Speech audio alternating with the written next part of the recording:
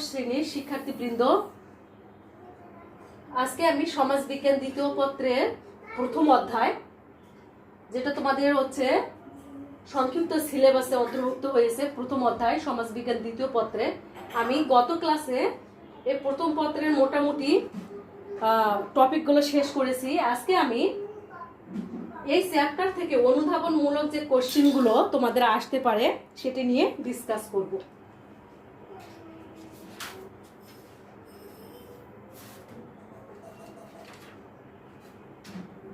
প্রথম কোশ্চেনটি অনুধাবনমূলক। এখানে আরেকটা কথা, যে জ্ঞানমূলক এবং বহু নির্বাচনী যে কোশ্চেনগুলো তোমাদের আসে সেগুলো সম্পর্কে মানে চ্যাপ্টারটা খুব ভালোভাবে পড়তে হবে, টু দ্য পয়েন্ট। তাহলে কিন্তু বহু নির্বাচনী এবং জ্ঞানমূলক যা কোশ্চেন আসুক না কেন সেটা কাভার হবে ইনশাল্লাহ। তো অনুধাবনমূলক যে কোশ্চেনগুলো মোটামুটি তোমাদের হচ্ছে ইম্পর্টেন্ট, সেগুলো হচ্ছে যে উপমহাদেশে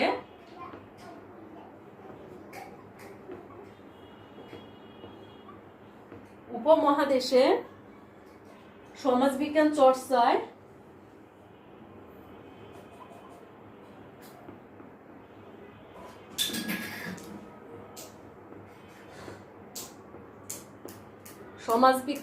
কলকাতা বিশ্ববিদ্যালয়ের ভূমিকা কিরূপ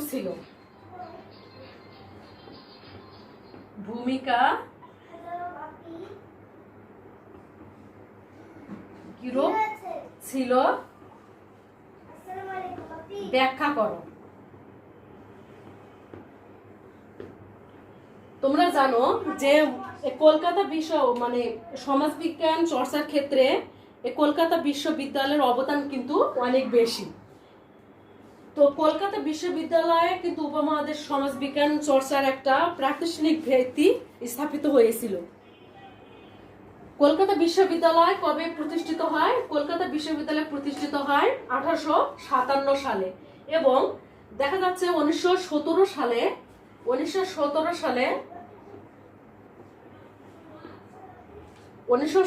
সালে অর্থনীতি বিভাগের একটা MA কোর্সের একটা পত্র হিসেবে অর্থনীতির সঙ্গে সমাজবিজ্ঞান কিন্তু শিক্ষা এবং গবেষণা শুরু হয়। তো বাঙালি একটা পণ্ডিত আচার্য ব্রজেন্দ্রনাথ শীল এক্ষেত্রে কিন্তু মুখ্য ভূমিকা পালন করেন।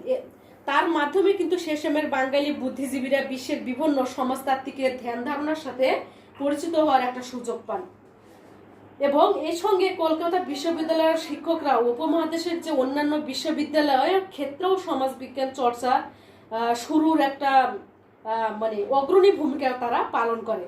অতএব বলা যায় যে উপমহাদেশের সমাজবিজ্ঞান চর্চার ক্ষেত্রে কলকাতা বিশ্ববিদ্যালয়ের ভূমিকা কিন্তু খুবই গুরুত্বপূর্ণ, এবং দেখা যাচ্ছে সমাজবিজ্ঞান চর্চার ক্ষেত্রে এই কলকাতা বিশ্ববিদ্যালয় কিন্তু পথিকৃৎ। নেক্সট কোশ্চেন, বাংলাদেশে কিভাবে সমাজবিজ্ঞান চর্চার পটভূমি নির্মিত হয়? বাংলাদেশে কিভাবে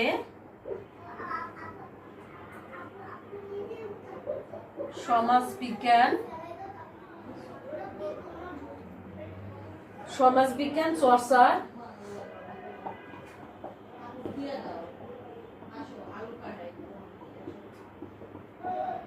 পটভূমি নির্মিত হয়?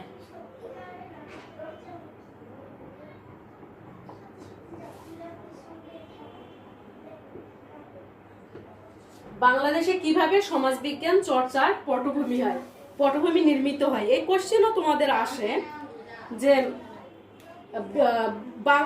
বাঙালি বিভিন্ন জাতীয়বাদী এবং সাম্যবাদী লেখকদের যে রচনাগুলোর মাধ্যমে বাংলাদেশের সমাজবিজ্ঞান চর্চার পটভূমি কিন্তু নির্মিত হয়। 40-এর দশকে বাঙালি জাতীয়বাদী লেখক রাধাকমল মুখার্জি, DN মজুমদার, তোমরা নাম শুনেছো, নির্মল কুমার বসু এবং বিনয় কুমার সরকার বাংলাদেশের সমাজ বিজ্ঞান বিকাশের ক্ষেত্রে গুরুত্বপূর্ণ অবদান রাখেন। আবার এই যে হলো রাধাকমল মুখার্জি, DN মজুমদার, নির্মল কুমার বসু এবং বিনয় কুমার সরকার তাদের বিভিন্ন চিন্তাধারায়, তাদের বিভিন্ন রচনায় বাংলা সমাজ এবং সংস্কৃতি বিষয়ে অনেক আলোচনা করেন এবং সমাজ পরিবর্তনের কথা বলেন। তাদের বিভিন্ন লেখনী, তাদের আলোচনার মাধ্যমে কিন্তু বাংলাদেশের সমাজ বিজ্ঞান চর্চার পটভূমি নির্মিত হয়।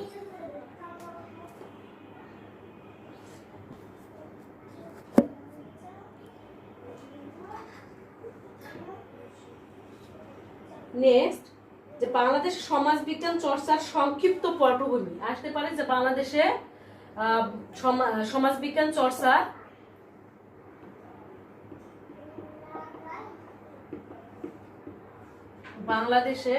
বিজ্ঞান চর্চা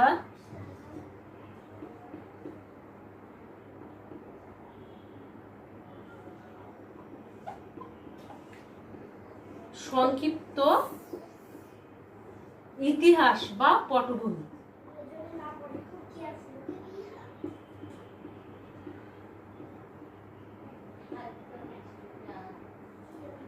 বাংলাদেশের সমাজবিজ্ঞান চর্চার সংক্ষিপ্ত পটভূমি লেখো। বাংলাদেশের সমাজ বিজ্ঞানের আনুষ্ঠানিক যাত্রা কোথায় হয়?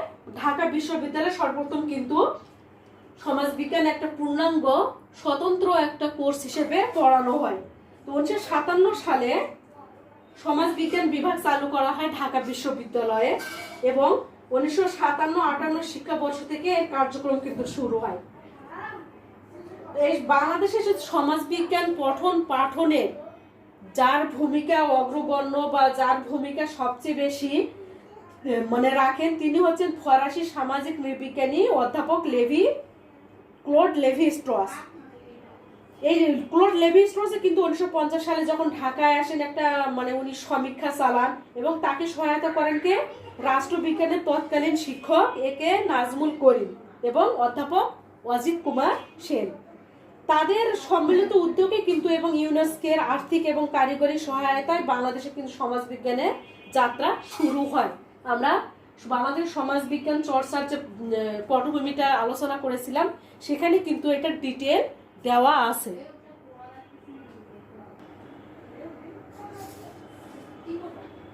ঢাকা বিশ্ববিদ্যালয়ের সমাজবিজ্ঞান শিক্ষাদানের আনুষ্ঠানিক সূচনা হয় কিভাবে?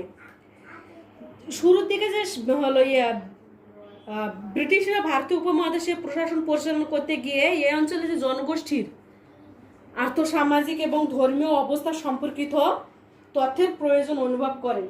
সমাজবিজ্ঞান চর্চার মাধ্যমে এ ধরনের তথ্য সংগ্রহ করা যায় বলে 1924 সালে 23শে জুন তৎকালীন শিক্ষা কমিশনার জেমস আলেকজান্ডার রিসে ICS পরীক্ষায় সমাজবিজ্ঞানকে 100 নম্বরের একটি পত্র হিসেবে অন্তর্ভুক্ত করার বিষয়ে ঢাকা বিশ্ববিদ্যালয়ের তৎকালীন উপাচার্য স্যার ফিলিপ জোসেফ হার্টগের অভিমত জানতে চেয়ে চিঠি দেন। উপাচার্য হার্টগয় এতে সম্মতি দেন। এর সূত্র ধরে 25-26 শিক্ষাবর্ষে ঢাকা বিশ্ববিদ্যালয়ের দর্শন বিভাগে ইথিক্স অ্যান্ড সোশিওলজি শিরোনামে সমাজবিজ্ঞানের পাঠদান শুরু হয়। আর এভাবেই ঢাকা বিশ্ববিদ্যালয়ে সমাজবিজ্ঞান শিক্ষাদানের আনুষ্ঠানিক সূচনা ঘটে।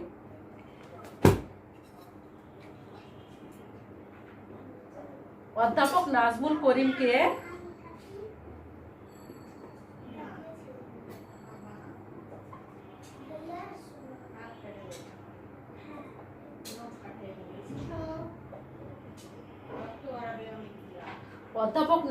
করিমকে বাংলাদেশের সমাজবিজ্ঞানের জনক বলা হয় কেন? বাংলাদেশের সমাজবিজ্ঞানের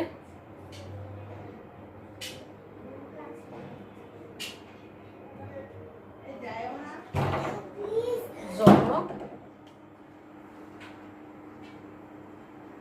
বলা হয় কেন?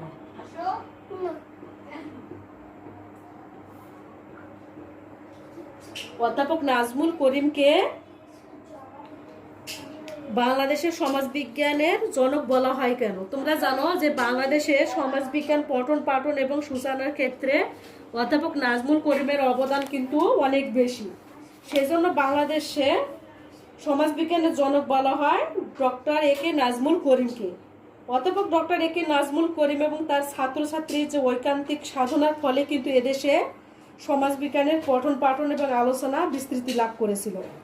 সমাজবিজ্ঞানের বিকাশে বিভাগীয় জাদুঘর প্রতিষ্ঠা, মনোগ্রাফ লেখার ব্যবস্থা, গ্রামীণ প্রশ্নমালা কার্যক্রম সবই কিন্তু অধ্যাপক নাজমুল করিমের অবদান। এসব ভূমিকার জন্য তাকে বাংলাদেশের সমাজবিজ্ঞানের জনক হিসাবে অভিহিত করা হয়।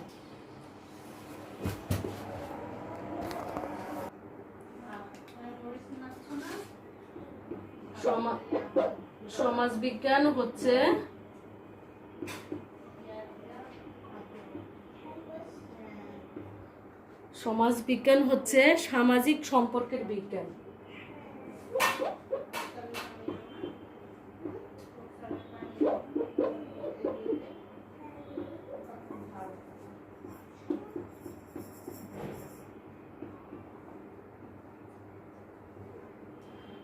সমাজবিজ্ঞান হচ্ছে সামাজিক সম্পর্কের বিজ্ঞান।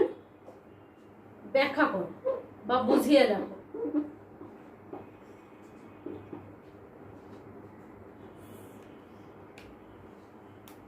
সমাজবিজ্ঞান যেহেতু হচ্ছে সমাজের মানুষ এবং বিভিন্ন সামাজিক প্রতিষ্ঠানের পারস্পরিক সম্পর্কের বিজ্ঞান ভিত্তিক বিশ্লেষণ করে, সেজন্য সমাজবিজ্ঞানকে সামাজিক সম্পর্কের বিজ্ঞান বলা হয়। সমাজবিজ্ঞান কি করে? সমাজ কাঠামো তথা ব্যক্তি, গোষ্ঠী এবং বিভিন্ন অনুষ্ঠান প্রতিষ্ঠানের পারস্পরিক সম্পর্ক, ভূমিকা, কার্যাবলী সম্পর্কে পঠন পাঠন এবং গবেষণা করে। এছাড়াও সমাজের শ্রেণীবিন্যাস, শ্রেণীগুলোর মধ্যকার সম্পর্ক, উৎপাদন যন্ত্রের সাথে তাদের সম্পর্ক ইত্যাদি বিষয় নিয়েও কিন্তু আলোচনা করে। সমাজবিজ্ঞান সমাজ সংশ্লিষ্ট সব কিছু বিষয় এবং তাদের মধ্যকার সম্পর্ক, পারস্পরিক সম্পর্ক নিয়ে বিজ্ঞান ভিত্তিক একটা বিশ্লেষণ করে। এজন্যই কিন্তু সমাজবিজ্ঞানকে কি বলা হয়? সামাজিক সম্পর্কের বিজ্ঞান বলা হয়।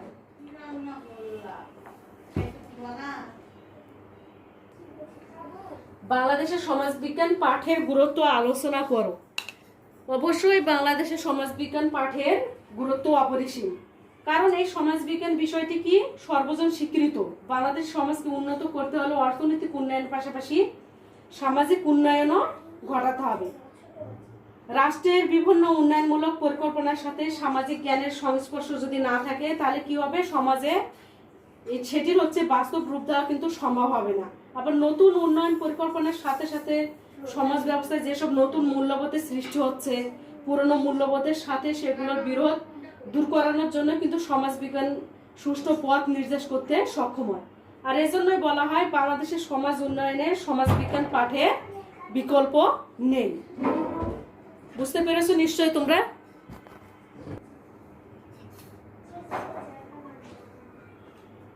সামাজিক স্তরবিন্যাস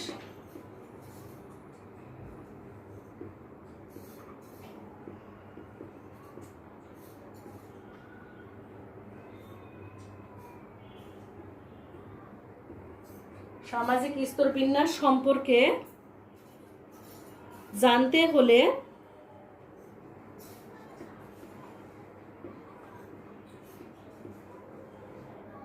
সমাজবিজ্ঞানের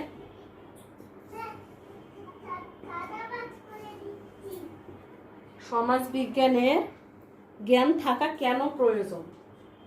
সমাজবিজ্ঞানের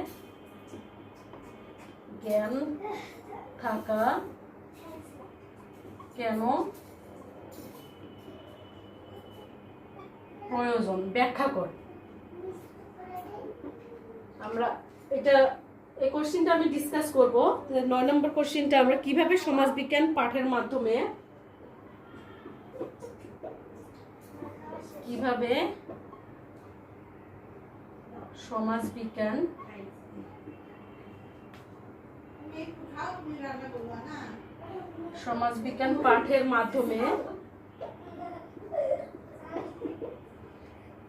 সমাজবিজ্ঞান পাঠের মাধ্যমে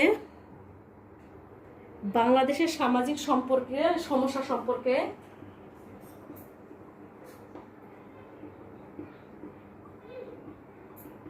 বাংলাদেশের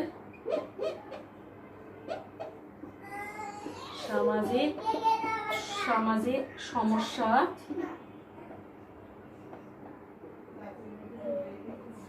সম্পর্কে জানা যায়। তাহলে সামাজিক স্তরবিন্যাস সম্পর্কে জানতে হলে সমাজবিজ্ঞানের জ্ঞান থাকা প্রয়োজন। কারণ কি? কারণ হচ্ছে বিশ্বের প্রত্যেক সমাজে স্তরবিন্যাস রয়েছে। কারণ স্তরবিহীন সমাজ কিন্তু কল্পনা করা অলি। সেজন্য স্তরবিন্যাসের ধরন সম্পর্কে জানতে হলে সমাজবিজ্ঞানের জ্ঞান থাকা একান্ত জরুরি। কারণ সমাজবিজ্ঞান সমাজের শ্রেণীবিন্যাস, শ্রেণীগুলোর মধ্যকার সম্পর্ক, সমাজের উৎপাদন যন্ত্রের সাথে শ্রেণীর যে সম্পর্ক ইত্যাদি বিষয় নিয়ে কি করে? বিস্তারিত আলোচনা করে। আবার দেখা যাচ্ছে শ্রেণী সম্পর্কিত আলোচনায় মূলত যে সামাজিক স্তর বিন্যাসকে কি করে? স্পষ্ট করে তোলে। এই জন্য সামাজিক স্তর বিন্যাস সম্পর্কে জানতে হলে সমাজবিজ্ঞানের জ্ঞান থাকা প্রয়োজন। কিভাবে সমাজবিজ্ঞান পাঠের মাধ্যমে বাংলাদেশের সামাজিক সমস্যার সম্পর্কে জানা যায়? তৃতীয় বিশ্বের একটি দেশ হয় বাংলাদেশের সমাজ নানা রকম কিন্তু সামাজিক সমস্যায় জর্জরিত।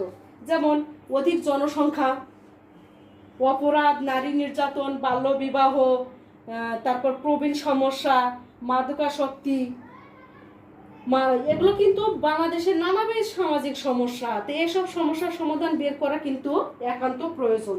সমাজবিজ্ঞান পাঠের মাধ্যমে কিন্তু এসব সমস্যার কারণ, এর ফলাফল, এর স্বরূপ সম্পর্কে আমরা কিন্তু জানতে পারি।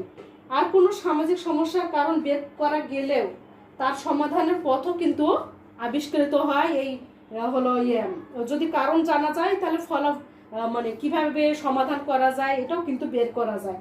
আর এভাবে কি করে? সমাজবিজ্ঞান পাঠের মাধ্যমে কিন্তু বাংলাদেশে সামাজিক সমস্যা সম্পর্কে আমরা জানতে পারি।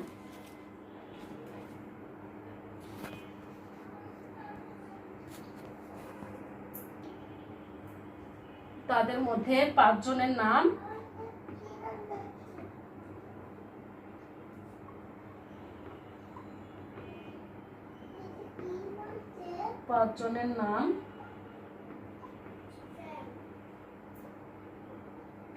উল্লেখ করো। বাংলাদেশ সমাজবিজ্ঞানের বিকাশে অনেক শিক্ষাবিদ কিন্তু গুরুত্বপূর্ণ অবদান রেখেছেন। তাদের মধ্যে আমরা হলো দেখি যে হচ্ছে জানি যে ফরাসি সামাজিক নৃবিজ্ঞানী অধ্যাপক ক্লোড লেভি স্ট্রস, তারপর ঢাকা বিশ্ববিদ্যালয়ের বাংলাদেশ সমাজবিজ্ঞানের জনক অধ্যাপক এ কে নাজমুল করিম, ইউনেস্কো বিশেষজ্ঞ ফরাসি সামাজিক নৃবিজ্ঞানী ডক্টর পিয়েরি বেসাইনি, ঢাকা বিশ্ববিদ্যালয়ের রাষ্ট্রবিজ্ঞানের অধ্যাপক অজিত কুমার সেন, ঢাকা বিশ্ববিদ্যালয়ের অধ্যাপক রঙ্গলাল সেন ইত্যাদি। তোমরা আরও লিখতে পারো সেটা। আর বাংলাদেশ সমাজবিজ্ঞানের যথাযথ বিকাশের ক্ষেত্রে বিদ্যমান যে কোনো একটি সমস্যা ব্যাখ্যা করো। এই ধরনের কোশ্চিনও তোমাদের আসতে পারে যে বাংলাদেশ সমাজবিজ্ঞানের যথাযথ বিকাশের ক্ষেত্রে বিদ্যমান একটি সমস্যা হলো বাংলা ভাষায় লিখিত বা বাংলায় অনুদিত সমাজবিজ্ঞান বিষয়ে কোনো পাঠ্যপুস্তকের অভাব রয়েছে। এদেশে শিক্ষা প্রতিষ্ঠানগুলোর পাঠাগারে সমাজবিজ্ঞান বিষয়ক যে ইংরেজি ভাষায় লিখিত বইয়ে বেশি দেখা যায়। সেখানে কিন্তু শিক্ষার্থীদের যে বোধগম্য হবে এরকম বাংলা ভাষায় কোনো পাঠ্যপুস্তক বেশি দেখা যায় না। ফলে শিক্ষার্থীদের জ্ঞান অর্জনে এসব গ্রন্থ কি হয়? তাদের যে সহায়ক একটা ভূমিকা পালন করতে পারছে না। আর যেসব বইয়ের অনুবাদ করা হয় সেগুলোর অনুবাদের মান তেমন ভালো হয় না। ফলে শিক্ষার্থীদের কাজে লাগে না। বিষয়টি আমাদের এই দেশে অর্থাৎ বাংলাদেশ সমাজবিজ্ঞানের যে যথাযথ বিকাশের ক্ষেত্রে একটি অন্তরায় বা একটা বাধা হিসেবে কাজ করে। যদি আসে কোশ্চিনটা এইভাবে যে বাংলাদেশ সমাজবিজ্ঞানের যথাযথ বিকাশের ক্ষেত্রে বিদ্যমান যে কোনো একটি সমস্যা ব্যাখ্যা করো, এটি কারণ হিসেবে বলা যায়। আর হচ্ছে বহু নির্বাচনী যে কোশ্চিনগুলো তোমাদের আসতে পারে সেটা যে কোন মনীষী 19বিংশ শতকে একটি নতুন বিজ্ঞান প্রবর্তনের প্রস্তাব করেন, ভারতীয় উপমহাদেশের সমাজচিন্তার ইতিহাস কত বছরের পুরনো, আবার প্রাচীন ভারতীয় উপমহাদেশের দার্শনিকরা কোন বিষয়ে বেশি গুরুত্ব আরোপ করেছিলেন, অ্যানালস অফ রুরাল বেঙ্গল এই গ্রন্থের রচয়িতা কে, আবার হচ্ছে কোন ফরাসি সামাজিক নৃবিজ্ঞানী বাংলাদেশ সমাজবিজ্ঞান বিভাগ প্রতিষ্ঠার ক্ষেত্রে অবদান রেখেছিলেন। আবার দেখা যাচ্ছে হলো বাংলাদেশ সর্বপ্রথম সমাজবিজ্ঞান বিভাগ প্রতিষ্ঠিত হয় কত সালে,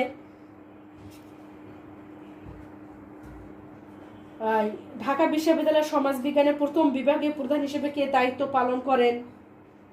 এই ধরনের কোশ্চিনগুলো আসতে পারে। আবার হচ্ছে বোর্ডের যে হলো তোমাদের বিগত সালগুলোতে যে কোশ্চেনগুলো এসেছিল, আকবরনামা গ্রন্থের লেখককে, যেমন 2017 সালে এটা এসেছিল আল বেরুনি। বা যে কোন বিশ্ববিদ্যালয়ে সর্বপ্রথম সমাজবিজ্ঞান বিভাগ চালু হয়, ঢাকা বিশ্ববিদ্যালয় 19 সালে এসেছিল। আবার বাংলাদেশের সমাজবিজ্ঞানের পথিকৃৎকে ডক্টর এ কে নাজমুল করিম, এটা 2018 সালে এসেছিল। বাংলাদেশের সমাজবিজ্ঞানের প্রতিষ্ঠাতা বলা হয় কাকে, এটা 2016 সালে এসেছিল, একে নাজমুল করিমকে। তারপর সমাজবিজ্ঞান সমীক্ষণ, সমাজবিজ্ঞান সমীক্ষণ একটি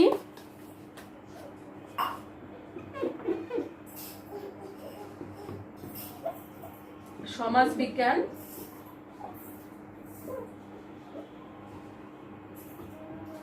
সমীক্ষণ, এই বইটি একটি বিখ্যাত বই।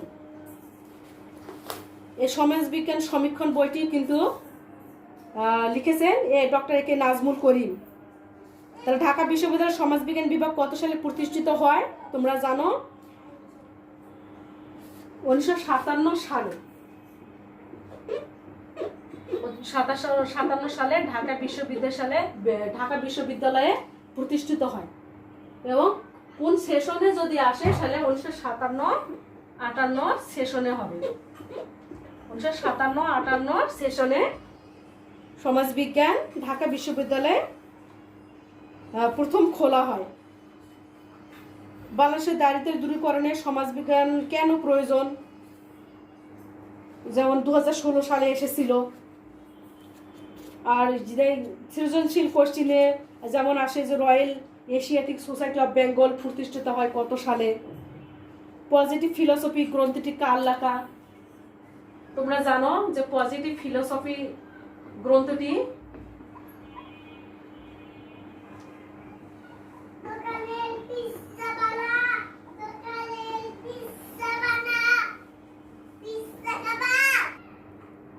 পজিটিভ ফিলোসফি কার লেখা?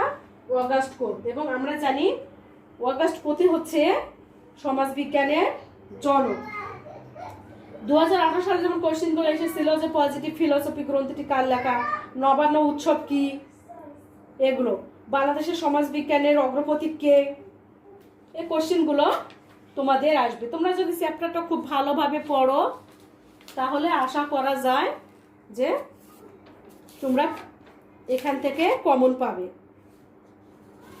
তোমরা ভালোভাবে পড়বে যে হচ্ছে বাংলাদেশে সামাজিক বিজ্ঞানের একটি নবতর শাখা কোনটি। নবতর শাখা যদি আসে তাহলে সমাজবিজ্ঞান অবশ্যই হবে।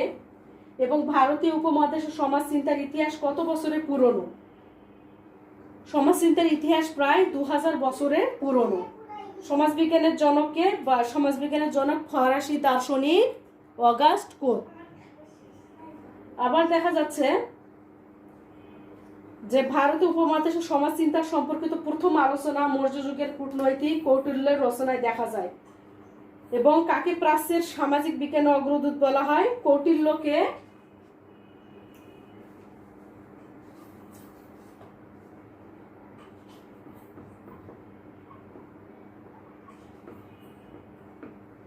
কৌটিল্যের একটা বিখ্যাত গ্রন্থ কি? অর্থ শাস্ত্র। তাহলে ভারতীয় উপমহাদেশের সমাজচিন্তা সম্পর্কিত মানে সামাজিক বিজ্ঞানের অগ্রদূত বলা হয় কৌটিল্যকে। এবং কৌটিল্যের একটা হলো গ্রন্থ অর্থশাস্ত্র, যেটা আমরা সমাজবিজ্ঞান চর্চার ক্ষেত্রে একটা ভূমিকা রেখেছিল। এই অর্থশাস্ত্র Royal Asiatic Society of Bengal প্রতিষ্ঠিত হয় কত সালে? 1784 সালে। বাংলাদেশ সমাজবিজ্ঞান চর্চার কিছু প্রশ্ন তোমাদের আসতে পারে, যেমন 1857 সালে কলকাতা বিশ্ববিদ্যালয়ে প্রতিষ্ঠা লাভ করে। এবং দেখা যাচ্ছে তারপরে 1917 সালে কলকাতা বিশ্ববিদ্যালয়ে সর্বপ্রথম সমাজবিজ্ঞানের পাঠ শুরু হয়।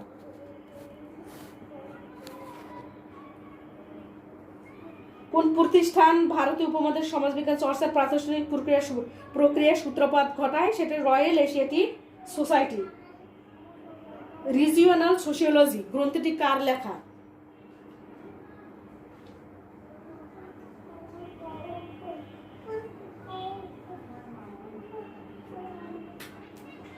রিজিওনাল সোশিওলজি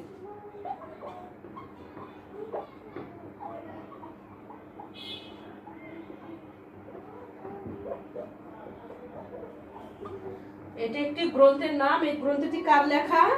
স্যার উইলিয়াম নাম রাধা কমল মুখার্জি, অধ্যাপক রাধা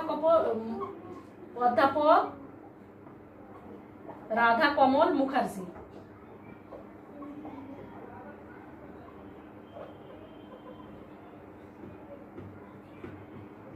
রাধা কমল মুখার্জির বিখ্যাত গ্রন্থ হচ্ছে Regional sociology.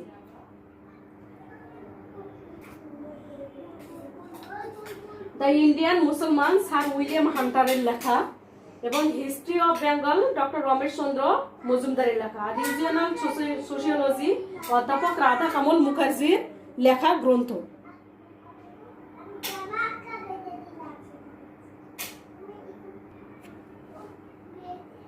Sociology of young Asia.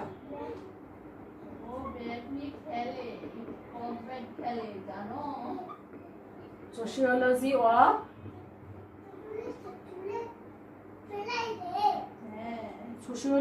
Of young Asia. এই গ্রন্থটির রচয়িতা হচ্ছে অধ্যাপক বিনয় কুমার সরকার। অধ্যাপক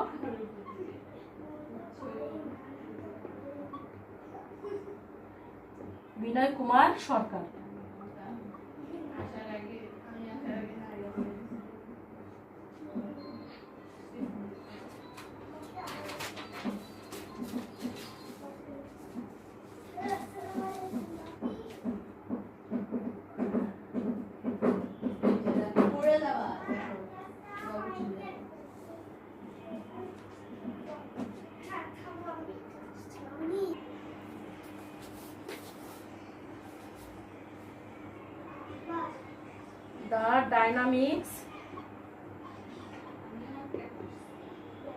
The dynamics of Bangladesh society.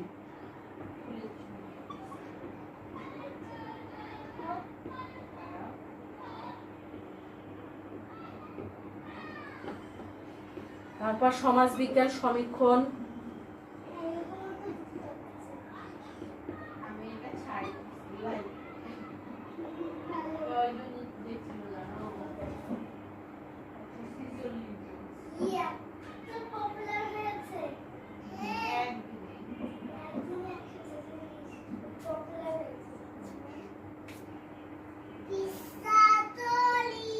সমাজবিজ্ঞান সমীক্ষণ, এই বইগুলো ডক্টর একে নাজমুল করিমের লেখা।